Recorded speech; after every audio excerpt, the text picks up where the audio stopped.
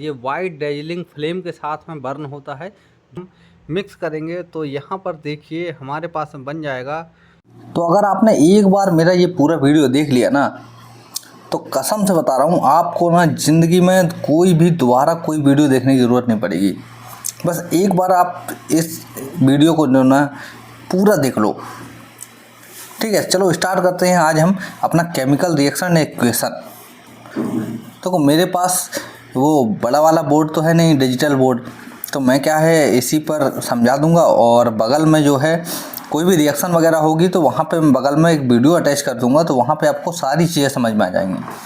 ठीक है, लेकिन एक बार चलिए आप देखिए, आप एक बार आपको जो है वीडियो में मैं आशा दिलाता हूँ कि आपको दोबारा कहीं पे जाने की ज़रूरत पड़ेगी ही नहीं। ठीक है, तो चलो स्टार्ट करते हैं शुरू से कहाँ से, यहाँ से। फैक्ट आर नॉट साइंस, यानी कि कोई भी जो फैक्ट होते हैं वो साइंस नहीं है। जिस तरह से एक डिक्शनरी पूरा लिटरेचर नहीं है, उसी तरह से जो फैक्ट हैं वो साइंस नहीं है। किसने? मार्टिन एच फिशर ने कहा है। तो एक बहुत गहरी बात है। चलो आगे चलते हैं। ये QR कोड दिया है, यहाँ पे आपको NCERT एग्जाम्पलर वगैरह के जो है क्वेश्चन आंसर वगैरह मिल जाएंगे, तो उसको हम बाद में डिस्कस करेंगे, लेकिन करेंगे ज़रूर। पूरा चैप्टर ख़त्म करने से पहले हम इसको भी डिस्कस करेंगे। चलो एक एक लाइन जो है समझते हैं। Consider the following situation of daily life, यानी कि हमारे रोज़ाना ज़िंदगी की कुछ सिचुएशंस लेना है और आपको इमेजिन करना है। एंड थिंक, सोचिए, व्हाट हैपन्स व्हेन, क्या होगा जब, यानी कि ये कुछ सिचुएशन दी हुई हैं, आपको सोचना है कि अगर ये चीज़ें जब होंगी, हम ऐसा करेंगे तो क्या होगा। पहला है milk is left at room temperature, यानी कि मिल्क को हमने छोड़ दिया ऐसे ही रूम टेम्परेचर पर ड्यूरिंग समर, यानी कि गर्मियों में क्या होगा, दूध फट जाएगा, ख़राब हो जाएगा। इसी तरीके से आयरन तवा पेन या नेल, यानी कि आयरन का तवा हो या आयरन का पेन हो या आयरन का नेल यानी कील हो, इसको हम छोड़ देंगे लेफ्ट, यानी छोड़ देना, खुले में छोड़ देंगे। कैसे? ह्यूमिड एटमॉस्फेयर में। क्या होगा उसमें? रस्टिंग हो जाएगी, कोरोजन हो जाएगा। ग्रेप्स गेट फर्मेंटेड, ग्रेप्स को अगर हम फर्मेंट करेंगे, यानी कि हम उनको किसी डब्बे में बंद करके रख देंगे बहुत दिनों के लिए, क्या हो जाएंगे? वो फर्मेंट हो जाएंगे, सड़ जाएंगे। फूड इज कुक्ड, हम खाना बनाएंगे तो क्या होगा? खाना बन जाएगा। खाना बना लेंगे तो उससे वापस सब्जी बना पाएंगे? क्या नहीं बना पाएंगे। Food get digested in our body, हमारी बॉडी जो है फूड को डाइजेस्ट कर देती है। फिर क्या होगा? वी रेस्पायर, यानी कि हम क्या करते हैं, जो हमने खाना खाया है वो छोटे छोटे पार्ट में टूट करके जो प्रोटीन वगैरह हैं वो किस में लास्ट में टूट जाएंगे? ग्लूकोज में। ग्लूकोज से जब एनर्जी मिलती है उसी को बोलते हैं हम रेस्पिरेशन। तो जब हम रेस्पायर करेंगे तो वहाँ पे क्या होगा? अब समझते हैं आगे आगे थोड़ी थोड़ी इन चीज़ों को। ठीक है, in all the above situation, in पूरी सिचुएशंस में the nature and the identity of the initial substance, initial यानी शुरुआती, इनिशियल यानी शुरुआती, जो शुरुआत में जो सब्सटेंस था वो आगे चल के क्या हो गया? समवॉट चेंज, यानी कि उसके अंदर क्या चेंज आया।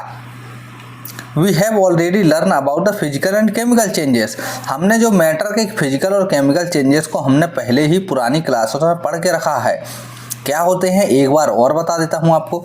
फिजिकल चेंज वो होते हैं जिसमें चीज़ों के शेप बदलते हैं, जैसे कि मिट्टी के बर्तन आप लीजिए और उसके बदल दीजिए, उसको मिटा के फिर दूसरा बना दीजिए, फिर बना दीजिए। तो हम जहाँ से शुरू हुए थे वहाँ पर हम लौट के आ सकते हैं। अब जैसे आपने रोटी बनाई और उसको पका दिया, उससे कच्चा आटा बन जाएगा? क्या नहीं बनेगा। तो सिंपली उसमें क्या हो गई? कुछ केमिकल रिएक्शन हो गई जिसको हम वापस पीछे नहीं जा सकते हैं। तो जो केमिकल रिएक्शन है उसके अंदर क्या होता है? कुछ केमिकल चेंजेस होते हैं। Whenever a chemical change occurs, when we can say that a chemical reaction has taken place, यानी केमिकल चेंज कब होगा? जब कोई केमिकल रिएक्शन वहाँ पर होगी। You may perhaps be wondering as to what is actually meant by a chemical reaction, असलियत में केमिकल रिएक्शन होती क्या है? How do we come to know that chemical reaction has taken place, हमको कैसे पता चलेगा कि केमिकल रिएक्शन हुई है? Let us perform some activities to find answer these question, हम कुछ एक्टिविटी को करेंगे। अभी मैं एक्टिविटी आपके बगल में इस साइड, ठीक है, इस साइड में दिखाऊंगा आपको क्या क्या करना है। ठीक है, चलो ये हमारे पास में ये एक्टिविटी है। अब देखिए पहली चीज़ मैं आपको दिखा देता हूँ बगल में लगा के टोंग। ये टोंग यहाँ पर भी है, अभी मैं यहाँ पे लगा दूंगा तो वो भी आपको दिख जाएगा। इसको बोलते हैं बर्नर। इसके अंदर से गैस से भी चलता है और स्पिरिट से भी चलता है। स्पिरिट क्या होती है? सिंपली इथेनॉल होता है जिसको हम चिमनी जैसे जलाते हैं, ठीक है, उसको बोलते हैं स्पिरिट लैंप। ये क्या है? ये वॉच ग्लास है। ये एक कटोरी की तरह होता है लेकिन ग्लास की कटोरी है, लेकिन बायोलॉजिकल भाषा में इसको वॉच ग्लास बोलते हैं। ये मैग्नीशियम रिबन है। मैग्नीशियम रिबन भी आपको अभी मैं दिखा दूंगा।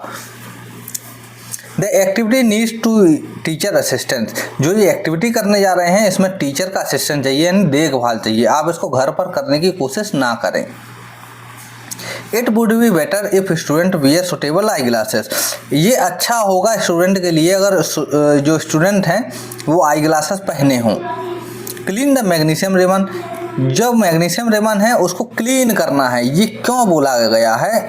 क्वेश्चन भी यहीं से कई बार पूछा जाता है कि जो मैग्नीशियम रिबन है उसको जलाने से पहले हम क्यों क्लीन करते हैं। तो सिंपली मैं अभी इसका भी आंसर आपको बताऊंगा आगे।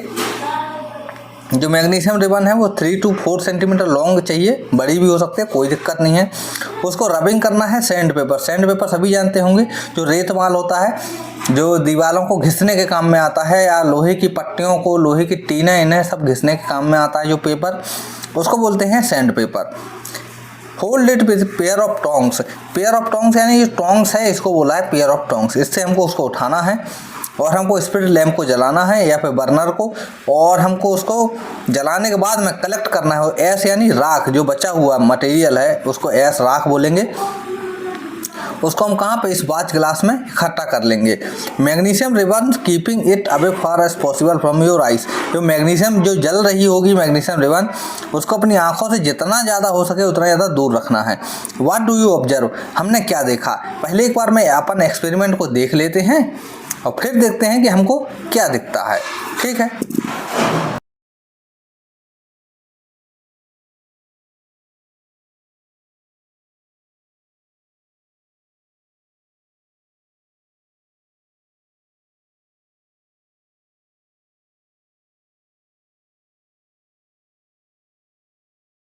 तो you must have observe that magnesium ribbon burn with a dazzling white flame. जैसा कि मैंने आपको बताया था कि जो मैग्नीशियम रिबन जो बर्न हो रहा था किस तरीके से होता है, वाइट डेजलिंग वाइट फ्लेम के साथ में होता है। और चेंज किस में हो जाता है? एक वाइट कलर का पाउडर मिलता है, जो कि पाउडर किसका होता है? मैग्नीशियम ऑक्साइड का होता है। उस पाउडर का क्या नाम है? Magnesium oxide. जो मैग्नीशियम है वो ऑक्सीजन से रिएक्ट करके क्या बनाएगा? Magnesium oxide. It is form due to the reaction between magnesium and oxygen present in the air. जो मैग्नीशियम जो है वो तो हम बर्न कर रहे थे, ऑक्सीजन कहाँ से मिल गई? ऑक्सीजन मिल गई उसको एयर में से, यानी कि जो एटमॉस्फेरिक एयर है हीट करेंगे, वहां से उसने ऑक्सीजन लेकर के वो रिएक्शन कर दिया, ठीक है। ये अब देखते हैं एक एक्टिविटी और देखते हैं लेड नाइट्रेट की, ठीक है, जो कि आप इस वीडियो तो यहाँ पे लेड नाइट्रेट का सॉल्यूशन लेना है और टेस्ट ट्यूब के अंदर, और उसमें ऐड करना है पोटेशियम आयोडाइड। पोटेशियम आयोडाइड का फार्मूला होता है Ki। क्या होता है? Ki। पोटेशियम आयोडाइड का सॉल्यूशन लेना है और उसको मिलाना है। फिर आप देखोगे आपने क्या ऑब्जर्व किया वो आपको बताना है, ठीक है। ये एक्टिविटी भी मैं अभी यहीं पे लगा देता हूँ।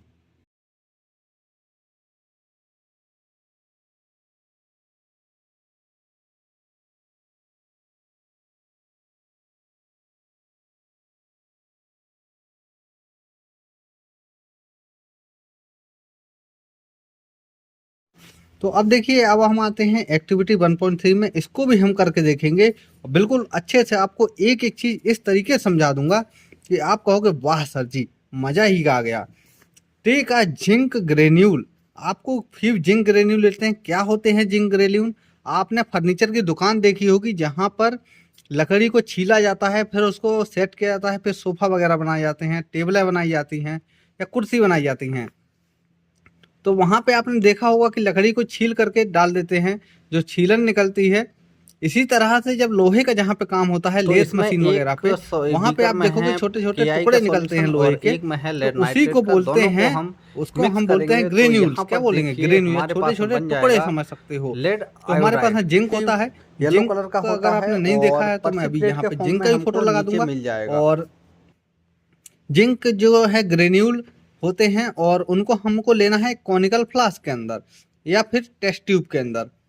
उसमें थोड़ा सा डाइल्यूट हाइड्रोक्लोरिक एसिड या फिर सल्फ्यूरिक एसिड ऐड करना है। अब एसिड जो होते हैं वो बहुत खतरनाक होते हैं, इसीलिए यहाँ पर आपको सावधानी दी गई है कि handle the acid with care, यानी कि आप जो है एसिड को अच्छे से केयर करें। Do you observe anything happening around the zinc granule? अब आप देखोगे कि जिंक के साथ में क्या हो रहा है। टच द कोनिकल फ्लास्क, जब कोनिकल फ्लास्क को आप टच करोगे या टेस्ट ट्यूब को टच करोगे तो वहां पे आपको टेम्परेचर के अंदर भी चेंज दिखाई देगा। तो चलिए देखते हैं, फिर आपको और समझाते हैं। लेकिन इसके पहले एक चीज बता दूं, जो पिछला एक्सपेरिमेंट हुआ उसका, तो ये एक्सपेरिमेंट हमने किया था लेड नाइट्रेट का। तो यहाँ पर ये है हमारे पास में PbNO32 यानी लेड नाइट्रेट, और साथ में Ki यानी पोटेशियम आयोडाइड। इसी का सॉल्यूशन हमने बना के, इसका सॉल्यूशन इसका, ये सॉलिड में होते हैं, इनको लिक्विड में घोल लेंगे यानी वाटर में, और फिर इनको हम दोनों को मिला देंगे। मिलाने के बाद में हमारे पास में PbI2 बना यानी कि लेड आयोडाइड, जो कि पर्सिपिटेट के फॉर्म में मिल जाता है, जो कि सॉलिड बनता है। और क्या मिलेगा? KNO3 मिलेगा। और दूसरी चीज, ये जो रिएक्शन है ये किसकी रिएक्शन है? ये डबल डिस्प्लेसमेंट का एक एग्जाम्पल भी है। तो आप ये अच्छे से याद कर लो कि ये रिएक्शन जो है ये डबल डिस्प्लेसमेंट का एक एग्जाम्पल भी है।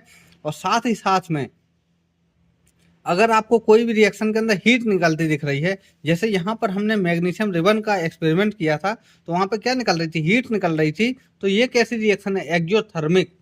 ये अभी मैं और आपको आगे पढ़ाता जाऊंगा तो बताता जाऊंगा। यहाँ पे एक वर्ड आया है सल्फ्यूरिक एसिड।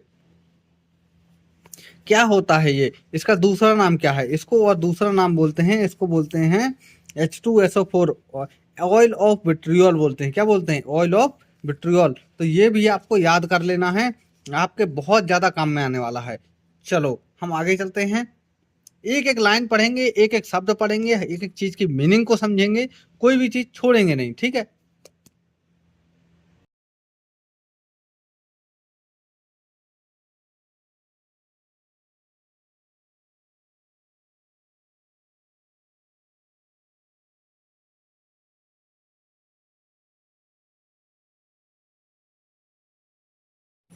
तो अभी अपन ने रिएक्शन जो है देख ली है, और अब हम चलते हैं आगे की ओर और पढ़ते हैं कि क्या क्या लिखा है इन लाइनों में। फ्रॉम द अबव 3 एक्टिविटीज, हमने जो एक्टिविटीज देखी हैं 1, 2 और 3, we can say that any of the following observation help us to determine whether a chemical reaction has taken place. तो हमने देखा कि जो केमिकल रिएक्शन हो रही हैं उनमें क्या क्या हो रहा है, उनके अंदर क्या हो रहा है। पहला, एक तो स्टेट चेंज हो रही है, ठीक है। दूसरा, चेंज इन कलर, कलर में चेंज हो रहा है, बिल्कुल हो रहा है। यहाँ पर है कोई देखिए गैस निकल रही है, बिल्कुल निकल रही है। इनको बोलते चेंज हैं इन जिंक टेम्परेचर के हो रहा है, टुकड़े हो रहा है, होते हैं, लेकिन उसको अभी बोलेंगे जिंक ग्रेन्यूल। आपको समझ में नहीं आया और होगा इसको कि हो रहा है लेंगे कि नहीं। हाँ, टेस्ट मैग्नीशियम ट्यूब में वाले में आपको और समझ इसमें में आया डालेंगे होगा, वहाँ हाइड्रोक्लोरिक पर एसिड। टेम्परेचर जो है बढ़ गया, रिएक्शन हो रही तभी है, तो वहाँ पे आग इस लग गई। तरीके से हाइड्रोजन के बबल जो है ऊपर मिल रहे हैं। As we observe the change around us, we can see that there is a large variety of chemical reaction taking place around us. आप देखते हो अपने चारों तरफ, तो आपके चारों तरफ डेली बहुत सारी रिएक्शन जो है होती रहती हैं। We will study about the various types of chemical reaction and their symbolic representation in this chapter. हम यहाँ पे कई सारी रिएक्शंस के बारे में पढ़ेंगे और उनका सिंबॉलिक रिप्रेजेंटेशन देखेंगे। अगर आपने पीरियोडिक टेबल अभी तक याद नहीं करी है तो जाइए बच्चा कर लीजिए।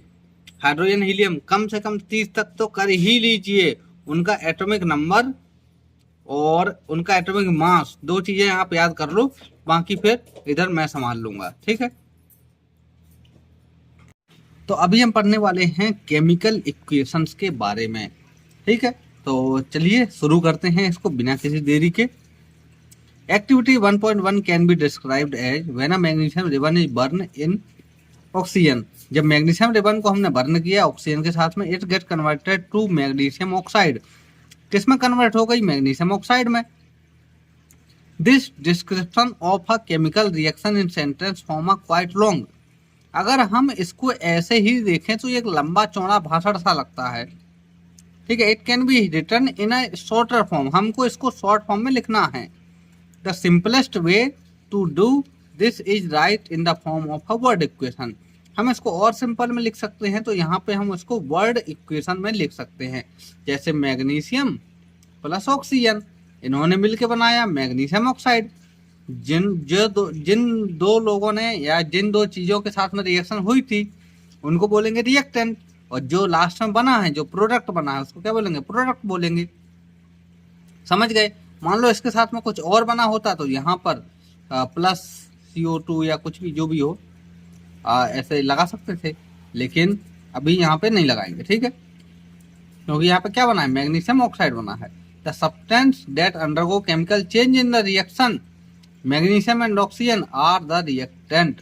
यहाँ पे हमको एक डिफिनीशन मिलती है, ध्यान से देखो। व्हाट आर द रिएक्टेंट, क्या होते हैं रिएक्टेंट? तो यहाँ पे आपको सिंपल सा लिखना है, the substances that undergo chemical change in the reaction are the reactant. जो सब्सटेंस केमिकल रिएक्शन के अंदर जाते हैं, जो रिएक्शन करते हैं, उनको बोलते हैं रिएक्टेंट। अब प्रोडक्ट क्या होता है? The new substance, magnesium oxide जैसे बना है, formed during the reaction as a product. तो यहाँ पे डेफिनेशन बन जाएगी, the new substance formed during the reaction is called product. ठीक है, समझ में आया? आगे चले, बहुत बढ़िया, शानदार। क्या है, मेरे पास ना वो बड़ा वाला बोर्ड नहीं है, अगर वो होता ना तो आपको ये लेसन एकदम ऐसे मक्खन की तरह पढ़ा देता, मजा ही आ जाता।